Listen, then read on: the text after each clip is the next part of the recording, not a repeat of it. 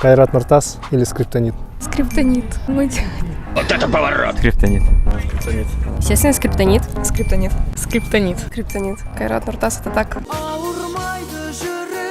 Ну, более казахская тема, а скриптонит он уже по-русски как бы поет. Но это не точно. Потому что у него крутые треки.